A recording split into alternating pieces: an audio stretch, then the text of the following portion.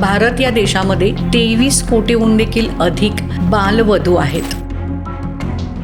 जगातल्या 1/3 बालवधू ज्या आहेत त्या आपल्या भारतात आहेत. एकीकडे म्हणजे आपलं केंद्र सरकार म्हणते बेटी पढाओ बेटी बचाओ हे सगळं सुरू असताना दुसरीकडे हा इतका अंधार का?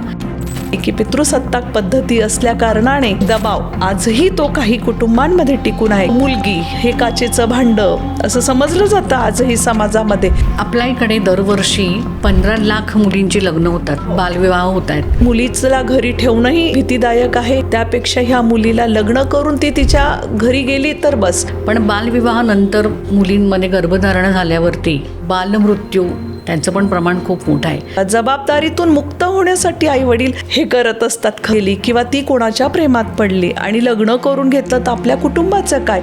मुलगी वयात आल्यानंतर ही जबाबदारी कोण घेणार? तिच्यावर लक्ष कोण ठेवणार?